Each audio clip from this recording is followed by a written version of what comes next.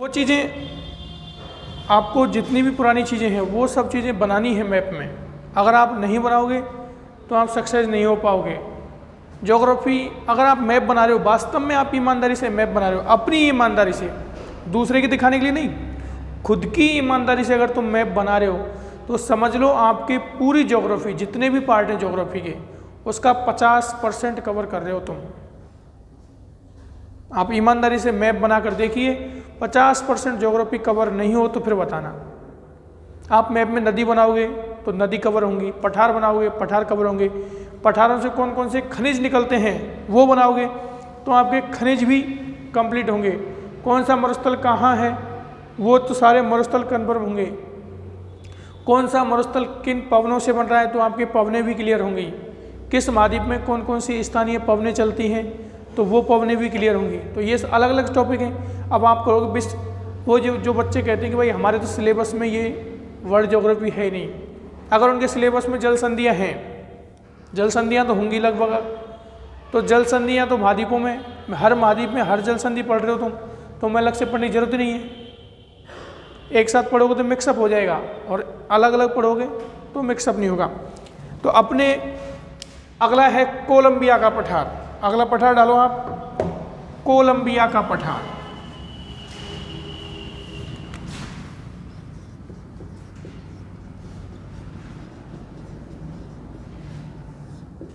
Colombia का पठार दक्षिणी अमेरिका का महाद्वीप चल रहा है अपना, कोलंबिया का पठार। इसमें लिखना स्टार्ट करो आप कि यह कोलंबिया देश में स्थित है। कोलंबिया देश में स्थित है। किस देश में स्थित है? कोलंबिया देश में स्थित है।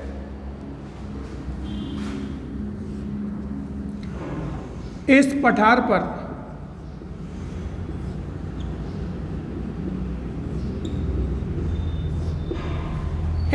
पर मवेशी फार्मिंग एवं कहवा उत्पादन होता है।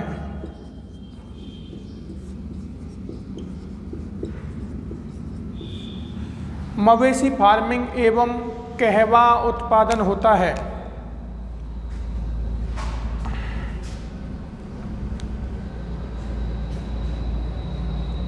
अगला पॉइंट, इस पठार पर कहवा के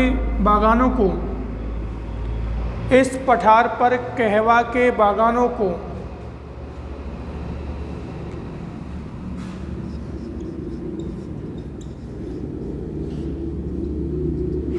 फिंका कहा जाता है।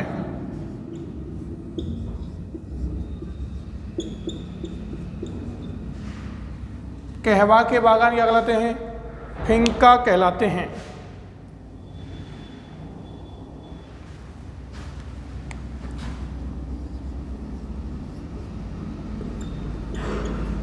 अगला पठार डालो, पैटागोनिया का पठार।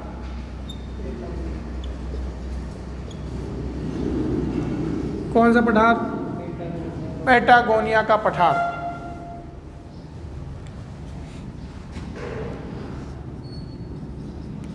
दक्षिणी अर्जेंटीना में स्थित है। दक्षिणी अर्जेंटीना में स्थित है।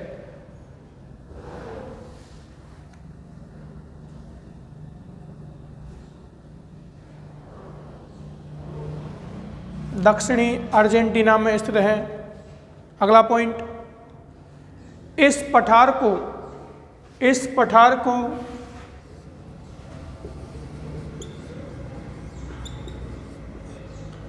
दक्षिणी अमेरिका का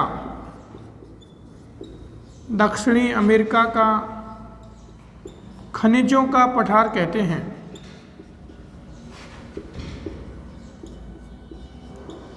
दक्षिणी अमेरिका का खनिजों का पठार कहलाता है। क्या कहलाता है? दक्षिणी अमेरिका का खनिजों का पठार कहलाता है। अगला पॉइंट, यह शीतोष्ण पठारी मरुस्थल है।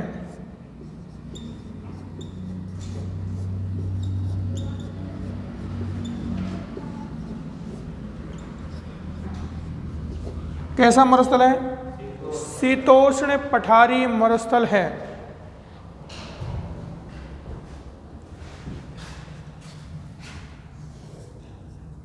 अगला पॉइंट लिखो इसी में, इस यहां पर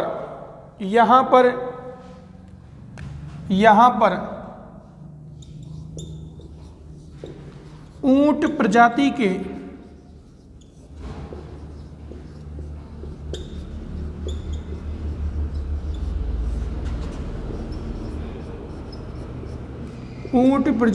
के जंगली लामा पाए जाते हैं। ऊंट प्रजाति के जंगली लामा पाए जाते हैं, जिन्हें ग्वानो कहा जाता है। जिन्हें क्या कहते हैं? ग्वानो कहा जाता है। ऊंट प्रजाति के जंगली लामा पाए जाते हैं, जिन्हें क्या कहते हैं? ग्वानो। नीचे नोट लगाओ,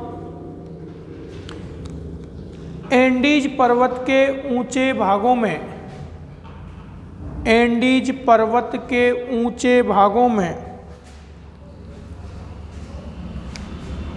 एंडीज पर्वत के ऊंचे भागों में इनकी छोटी प्रजाति या किस्म मिलती है। किसकी? जंगली लामा की। इनकी छोटी प्रजाति या किस्म मिलती है, जिसे अल्पाका कहा जाता है।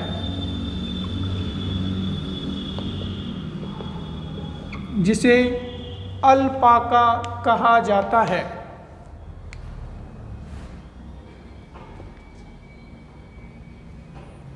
क्या कहते हैं? अल्पाका। ये चीज आप देखिए, अपने जो ऊंट होता है ना, ऊंट किस काम आता है? बोझा ढोने के। पश्चिम मरुस्थल में बोझा ढोने का काम आता है। ऐसे ही इस पठारी भाग पर ऊंट प्रजाति का जंगली लामा मिलता है। अपने यहाँ ऊंट होते हैं, वहाँ क्या नाम है इसका? जंगली लामा। लेकिन स्थानीय भाषा में वहाँ के लोग क्या कहते हैं उसके? ग्वानो। क्वेश्चन कैसे आएगा कि ग्वानो किस मरुस्थल में या पठारी क्षेत्र में पाया जाता है? उसके बाद में इसी प्रजाति का इसकी छोटी किस्म होती है, जो कि एंडीज पर्वत के ऊंचे भागों में मिलती है, जिसे क्या कहते हैं? अल्पाका कहते हैं। क्लियर? ये चीज़ आपको ये क्वेश्चन आए हुए हैं कि अल्पाका क्या है, लामा क्या है, या लामा कहाँ मिलता है, या अल्पाका किस्म कहाँ पाई जाती है? तो एंडीज के पर्वतों में। अगला पठार डालो आप, Sierra de Cordoba. Sierra de कार्डोवा।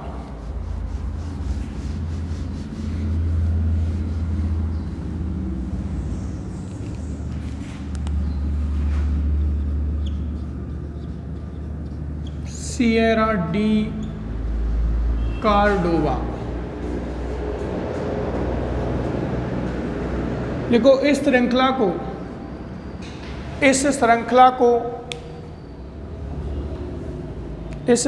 को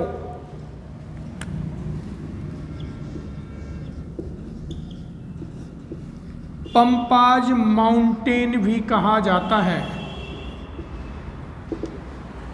इस श्रृंखला को पंपाज माउंटेन भी कहा जाता है।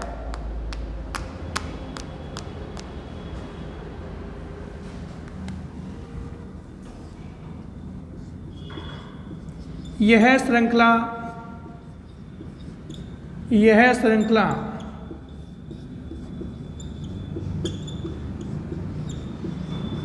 एंडीज के पूर्वी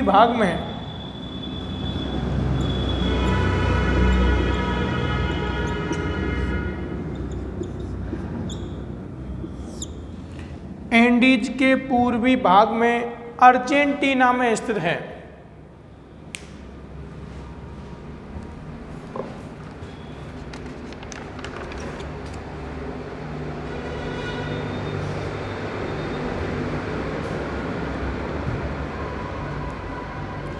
उसके बाद डालो आप अगला ब्राजीलियन उच्च भूमि।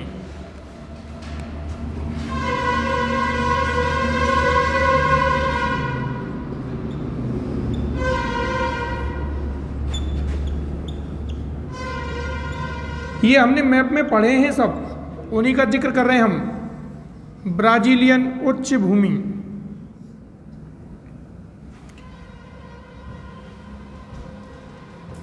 ब्राजीलियन उच्च भूमि कहाँ है? मुख्यतः ब्राजील में है। तो लिखिए ब्राजील में विस्तार है। कहाँ विस्तार है? ब्राजील में। ब्राजील में विस्तार है, जिसे ब्राजीलियन शील्ड भी कहा जाता है। ब्राजीलियन शील्ड,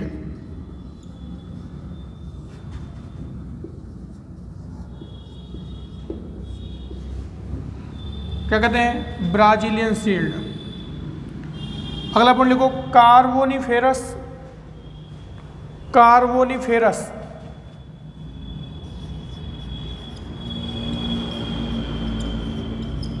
कार्बोनिफेरस काल तक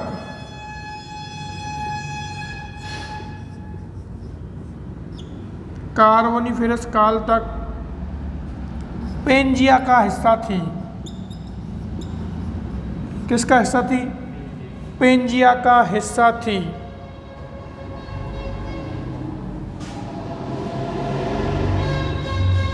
कार्बोनिफेरस काल तक पेंजिया का हिस्सा थी। अगला पॉइंट, बाद में टूटकर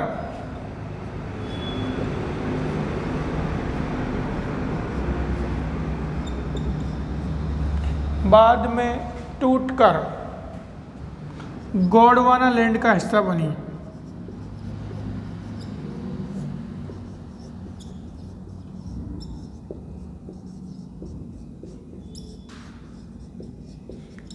जब टूटी थी तो किस में गई थी? गोंडवाना लैंड का हिस्सा बनी। अगला पॉइंट, इस पठार को या उच्च भूमि को, इस पठार को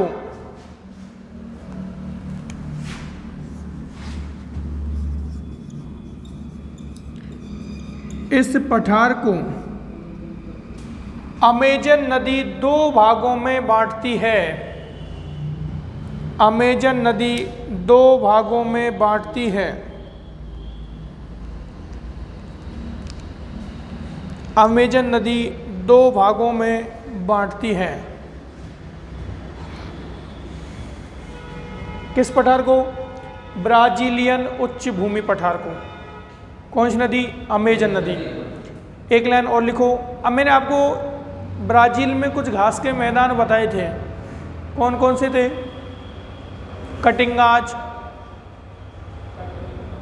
कटिंगाज और सेराडोस बताए थे ना। तो ये इसी ब्राजीलियन उच्च भूमि पर मिलते हैं। तो यहाँ लिखो इस उच्च भूमि पर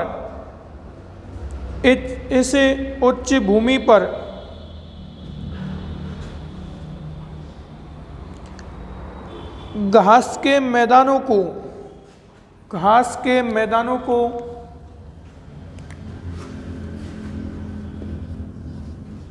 कंपोज, कटिंगाज और सेराडोस, कई जगह सरटाओ भी लिखा है।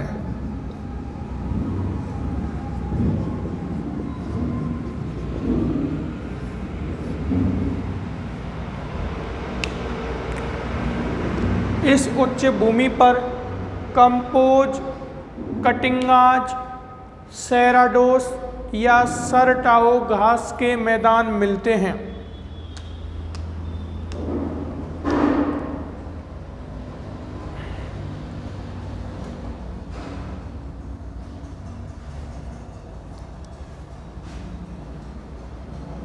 अगला पॉइंट, यह उच्च भूमि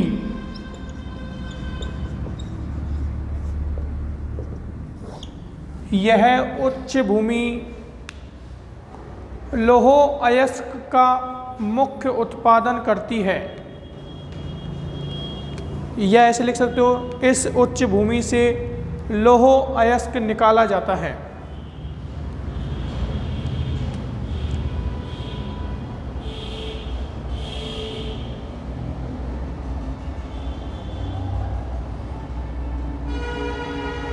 नीचे एक लाइन लिखो, प्रमुख लौह अयस्क क्षेत्र मिनास गेरास है। प्रमुख जो लौह अयस्क क्षेत्र क्या है? मिनास गेरास।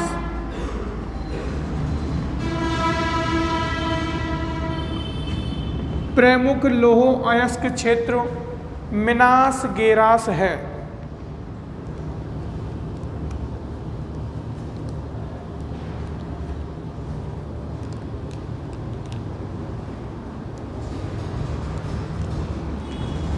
अगला, इसी पठार का पश्चिमी भाग, इसी पठार का पश्चिमी भाग, इसी पठार का पश्चिमी भाग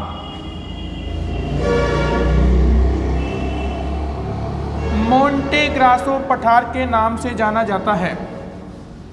मोंटे ग्रासो पठार के नाम से जाना जाता है।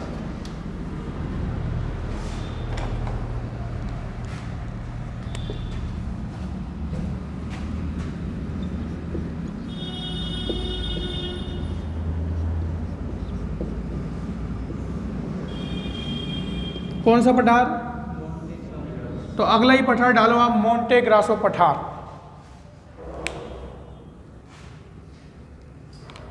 किसका पश्चिमी भाग है? हाँ हाँ,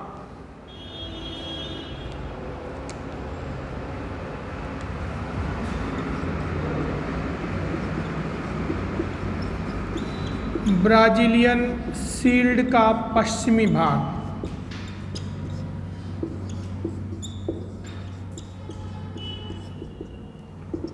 ब्राजीलियन शील्ड का पश्चिमी भाग मोंटे ग्रासो पठार कहलाता है। ब्राजीलियन शील्ड का पश्चिमी भाग मोंटे ग्रासो पठार के नाम से जाना जाता है। अगला, अमेजन नदी के दक्षिण में स्थित है।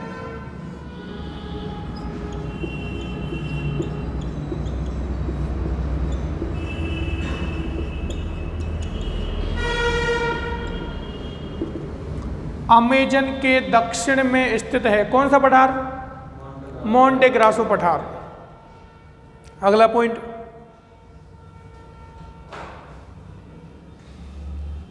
यह पठार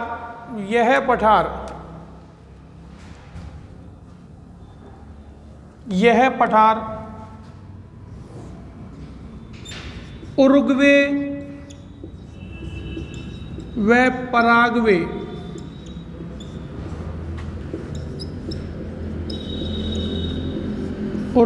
व पराग्वे नदियों के मध्य जल विभाजक का कार्य करता है।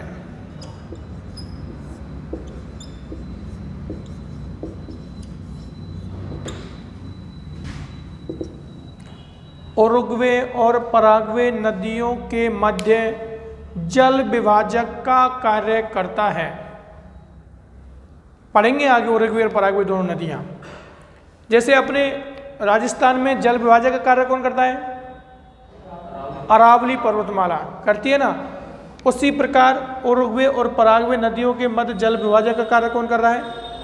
मोंटे ग्रासो पठार। अगला लिखो, इस पठार से लोहे व मैग्नीज का उत्पादन होता है।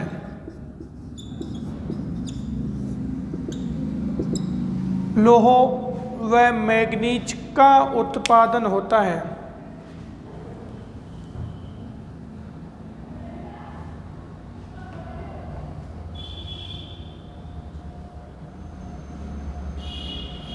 आगे लिखो, मोंटे ग्रासो पठार, मोंटे ग्रासो पठार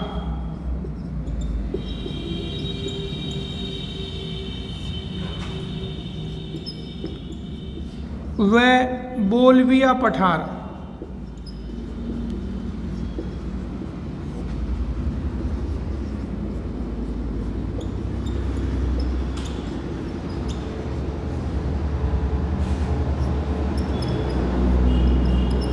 मोंटे ग्रासो पठार और बोल्विया पठार के मध्य एक संकीर्ण पेटी को,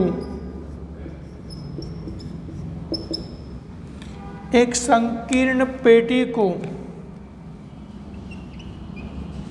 युंगाज कहा जाता है। संकीर्ण पेटी को क्या कहते हैं? युंगाज कहा जाता है।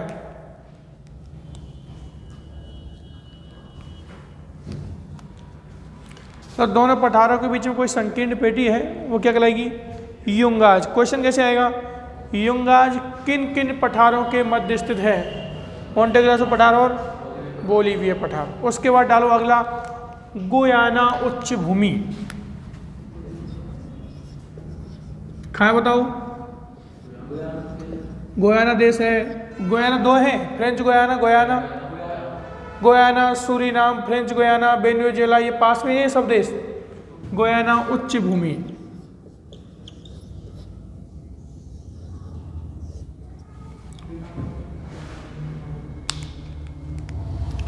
लिखो, यह उच्च भूमि, यह उच्च भूमि, यह उच्च भूमि वेनेजुएला,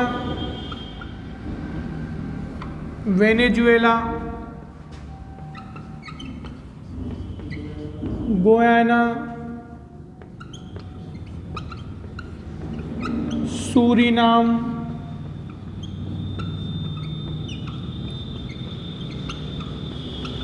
और फ्रेंच गुयाना देशों में फैली है।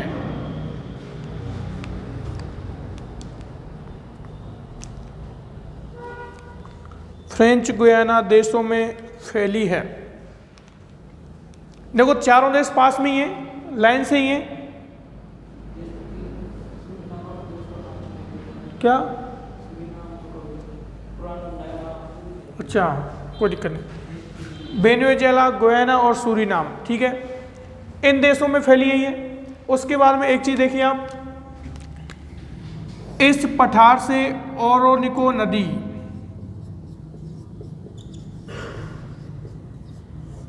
इस पठार से ओरोनिको नदी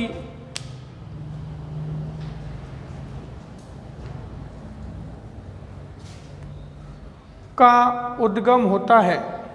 इस पठार से ओरोनिको नदी बहती है, ऐसे करना, इस पठार से ओरोनिको नदी बहती है।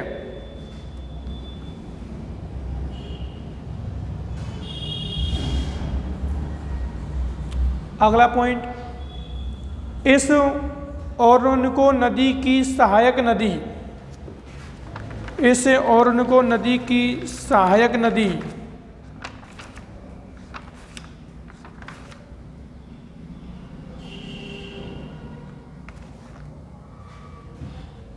सूरीनाम का पुराना नाम डच गुयाना है।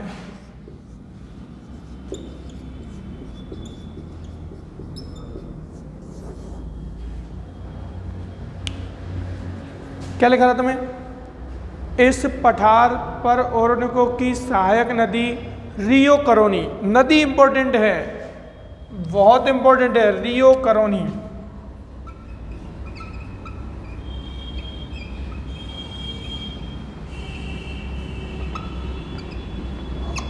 रियो करोनी नदी पर, रियो करोनी नदी पर वेनेजुएला देश में, रियो करोनी नदी पर वेनेजुएला देश में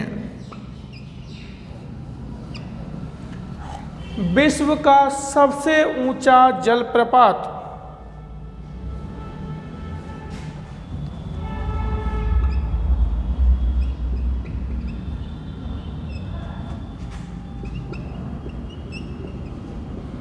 विश्व का सबसे ऊंचा जलप्रपात एंजिल जलप्रपात बनता है। ये बहुत बार क्वेश्चन आया है।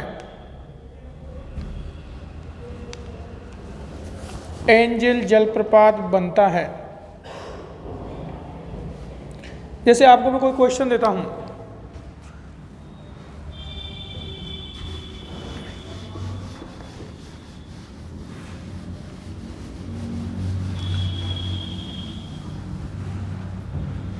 जैसे कोई क्वेश्चन है मैंने दिया आपका, विश्व का सबसे ऊंचा जलप्रपात किस नदी पर बनता है?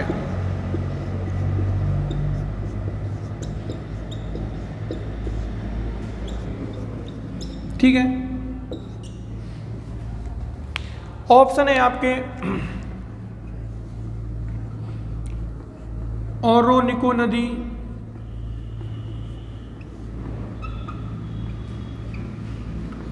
दूसरा दे दिया आपका अमेजन नदी,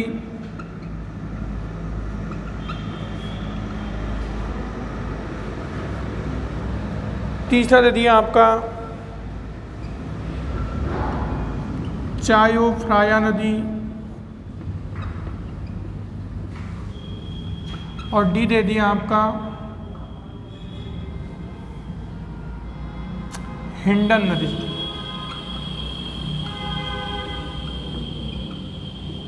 अगर ऐसे ऑप्शन आते हैं तो आपको आंसर ओरोनिको नदी करना है। कौन सी नदी करना है? ओरोनिको नदी। लेकिन इसमें एक ऑप्शन और जोड़ दे, वो रियो करोनी नदी। तो आंसर आपको रियो करोनी नदी करना है।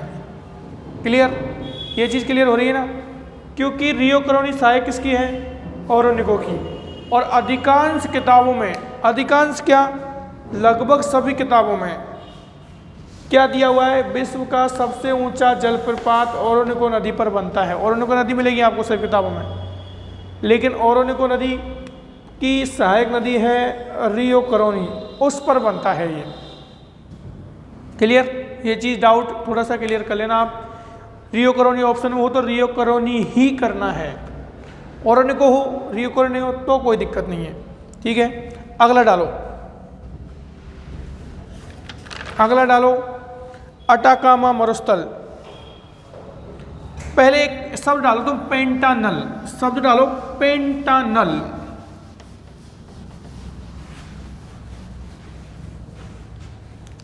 शब्द है पेंटानल, ये शब्द डालो पहले आप, पेंटानल। इसमें लिखो मोंटे ग्रासो पठार का दक्षिणी भाग है। मोंटे ग्रासो पठार का दक्षिणी भाग है।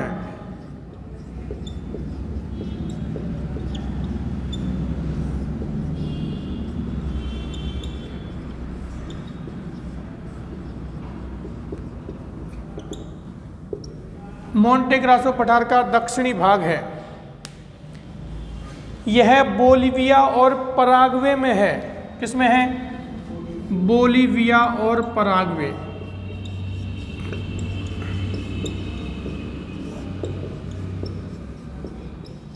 किन देशों में विस्तार है? बोलीविया और पराग्वे में।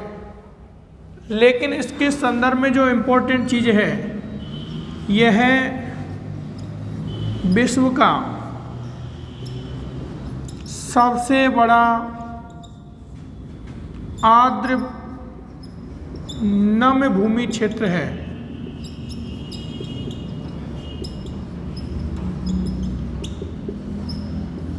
क्या है? आर्द्र नम भूमि क्षेत्र है।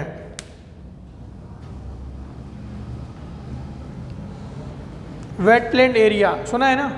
वेटलैंड एरिया हेरिटेज सूची में वेटलैंड एरिया जिसको बोलते हो आप, वेटलैंड एरिया। रामसर साइट नाम सुना है? बस उसी का है, रामसर साइट सुना है? रामसर साइट ईरान, ईरान में सम्मेलन हुआ था। रामसर जैसे मंदिर को रामसर है तो इंडिया में होगा, सम्मेलन हुआ था ईरान में। अपने जैसे सांवर झील है, केवलादेव है, वो वेटलैंड क्षेत्र में आती है नमभूमि। ऐसे ही आर्द्र नमभूमि का जो विश्व का सबसे बड़ा क्षेत्र है पेंटानल। क्वेश्चन कैसे आ जाएगा? विश्व का सबसे बड़ा आर्द्र नमभूमि का क्षेत्र कौन सा है? पेंटानल। क्लियर चीज? उसके बाद डालो अब तुम अटाकामा मरुस्थल। अटाकामा मरुस्थल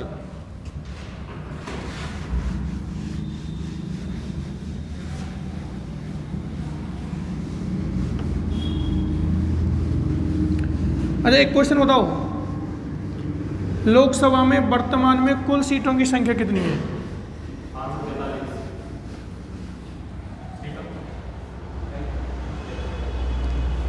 लोकसभा में वर्तमान में सीटों की संख्या कितनी है?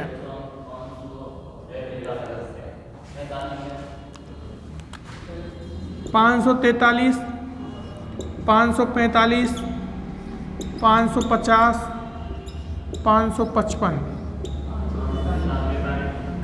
543 वाले हाथ खड़े करो, कितने लोग हैं? 3। और 545 वाले?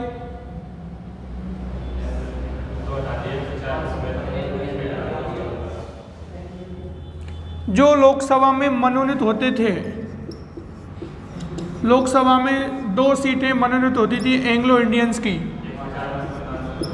Anglo Indians. इन दोनों को वर्तमान में हटा दिया है। बहुत इंपॉर्टेंट क्वेश्चन है। राज्यसभा में कितने मनोनीत होते हैं? राज्यसभा में मनोनीत सदस्य कितने होते हैं? 12 होते हैं। यहाँ मनोनीत सदस्य 2 थे, लेकिन वर्तमान में उनको हटा दिया है। ठीक है, तो ये चीज इंपॉर्टेंट याद रखनी है। डालो तुम, क्या डाल रहे थे हम? अटाकामा मरुस्थल लिखो, अटाकामा मरुस्थल।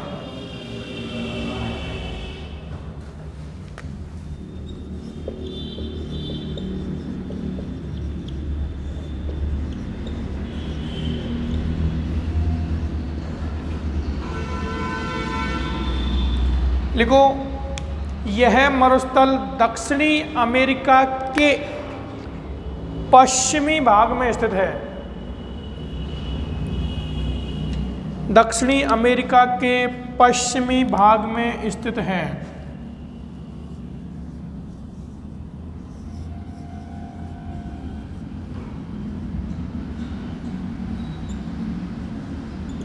कहां पर है?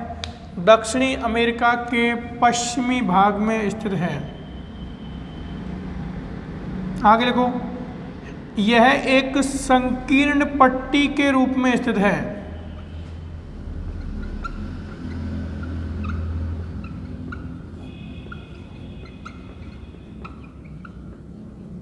यह एक संकीर्ण पट्टी के रूप में स्थित है।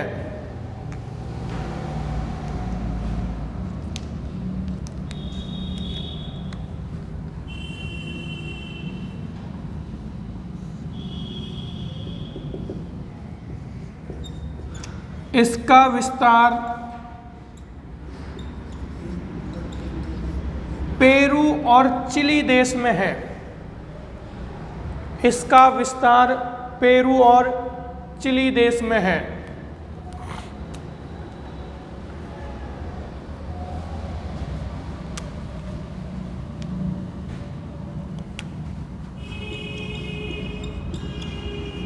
यह मरुस्थल विश्व का सबसे शुष्कतम मरुस्थल है।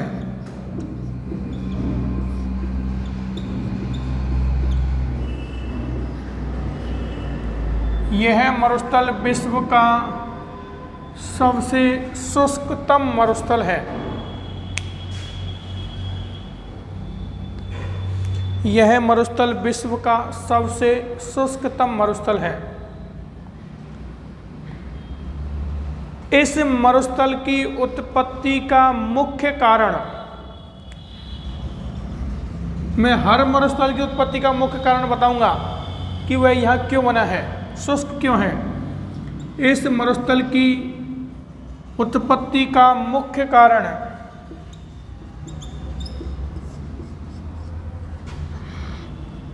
एंडीज पर्वत का वृष्टि छाया क्षेत्र है।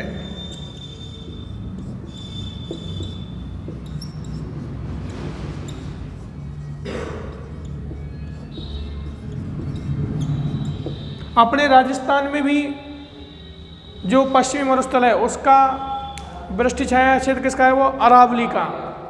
अरावली का, जैसे ये यहाँ पर एंडीज पर्वत यूं है, ये पूरा एंडीज पर्वत है।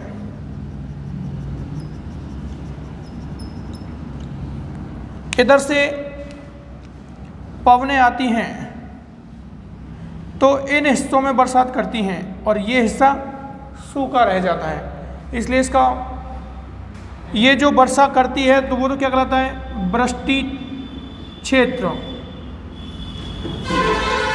और जहाँ वर्षा नहीं करती वो क्या कहलाएगा, वृष्टि छाया क्षेत्र। मतलब लग तो ऐसा रहा है कि बरसात होगी लेकिन बरसात होती नहीं है। आ रही बात समझ में? बरसात क्यों नहीं होती? जब कोई वायु आती है जिसमें आर्द्रता होती है, किसी पर्वत से टकराती है तो ऊपर उठती है, ऊपर उठती है तो वो वायु ठंडी होती जाती है और बरसात करती है। जब वो पर्वत से दूसरी तरफ नीचे उतरती है तो नीचे उतरती हुई वायु वर्षा नहीं करती। इधर से आएंगी तो टकराएंगी तो ऊपर चढ़ेंगी तो वर्षा करेंगी, लेकिन आगे चलकर फिर नीचे उतरेंगे तो इस क्षेत्र में वर्षा नहीं करती। अगला पॉइंट, इस मरुस्थल की शुष्कता का मुख्य कारण, इस मरुस्थल की शुष्कता का मुख्य कारण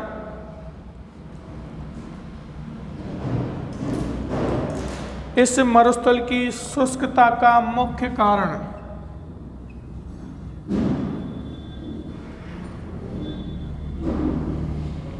पेरू या हम्बोल्ट की धारा है।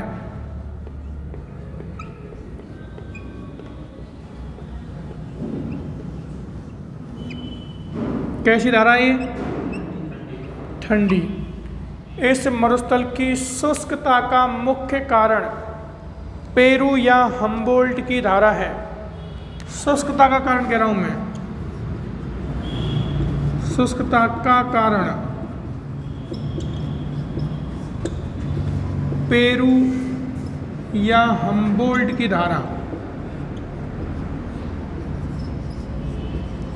पता है क्यों है? क्योंकि ये यहाँ से ठंडे पानी को आगे बढ़ा, गर्म पानी को आगे बढ़ाती है और ठंडा पानी निकलता रहता है। इसलिए यहाँ पर वायुदाब उच्च बना रहता है। कैसा बना रहता है भाई? यहाँ से गर्म पानी आगे जा रहा है और ठंडा पानी नीचे से ऊपर आ रहा है, तो यहाँ पर जो वायुदाब है वो उच्च बना रहता है। और उच्च वायुदाब बने रहने की वजह से यहाँ पर जो मानसूनी पवनें हैं जो वर्षा कराती है वो आएंगी नहीं। भाई जहाँ वायुदाब पहले से उच्च है वहाँ पवनें क्यों आएंगी? वहाँ से तो पवनें जाती हैं। अब जब पवनें जाएंगी तो वर्षा होने की संभावना ही नहीं है। ये भारत के मानसून को प्रभावित करता है। जब यहाँ निम्न वायुदाब हो जाता है तो भारत में अकाल पड़ जाता है। बताऊंगा अभी, आप जो पढ़ते हो ना, जो आपके अल नीलो लाल नीलो पढ़ते हो इफेक्ट, उनका संबंध इसी से है, पेरू या हम्बोल्ट की धारा से। अगर यहाँ निम्न वायुदाब बन गया तो जो पवनें भारत की तरफ आती है वो इधर बढ़ने लग जाएंगी और भारत में वर्षा नहीं होगी। और जब यहाँ उच्च वायुदाब बनाता है तो इधर नहीं आती, वो भारत की तरफ ही मूव करती हैं, तब भारत में अधिक वर्षा होती है। अल नीलो का मतलब है कि जब यहाँ वर्षा इस क्षेत्र पर वायुदाब कम हो जाएगा तो मतलब अल नीलो। जब इस जगह वायुदाब उच्च है तो ला नीना की समस्या होगी, ला नीना घटना। तो वो जब भारत का मानसून पड़ेगी तो बता दूंगा, लेकिन इतना समझना है कि उच्च वायुदाब क्यों है, क्योंकि ये ठंडा पानी ऊपर नीचे से उद्वेलन होता है यहाँ, पानी का उद्वेलन होता है। मतलब जैसे आपने कभी टिकिया तो खाई होंगे, पानी पूरी तो खाई, गोलगप्पे तो खाए होंगे ना। गोलगप्पे वाला चम्मच चलाता है ना पानी में, नीचे का पानी ऊपर, ऊपर का पानी नीचे, वही कहलाता है उद्वेलन। तो ऐसे ही यहाँ होता है, नीचे का ठंडा पानी ऊपर, ऊपर का गर्म पानी आगे। हाँ, तो इसलिए यहाँ पर शुष्कता का मुख्य कारण है। क्लियर? एक लाइन लिखो, संभवतः यह विश्व का सबसे पुराना मरुस्थल है। संभवतः यह विश्व का सबसे पुराना मरुस्थल है।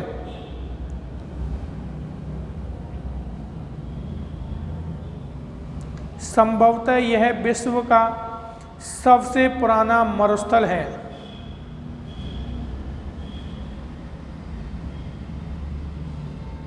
देखो, आप सभ्यताएं पढ़ते हो, हिस्ट्री में पढ़ते हो, सिंधु घाटी सभ्यता, आप दजला फरात की सभ्यता पढ़ते ना, सभ्यताएं। तो दक्षिणी अमेरिका में एक सभ्यता विकसित होती है जिसका नाम है इंका सभ्यता। कौन सी सभ्यता? इंका सभ्यता।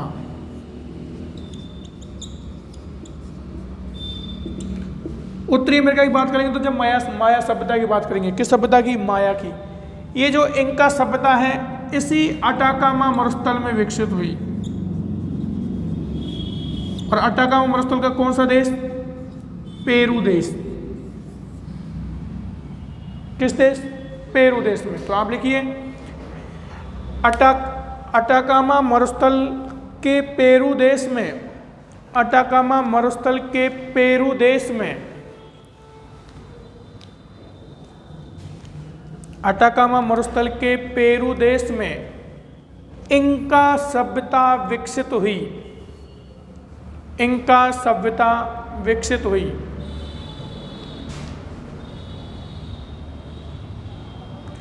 अब मुझे एक चीज बताओ,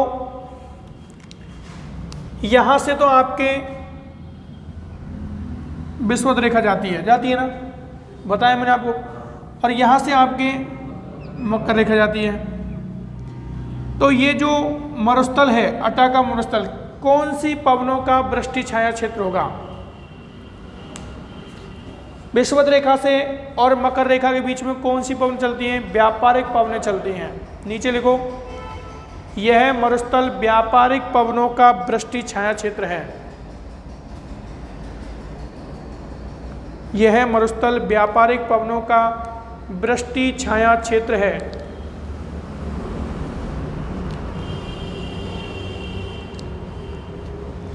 ठीक है, बाकी आपकी यही क्लास कंटिन्यू चलेगी कल।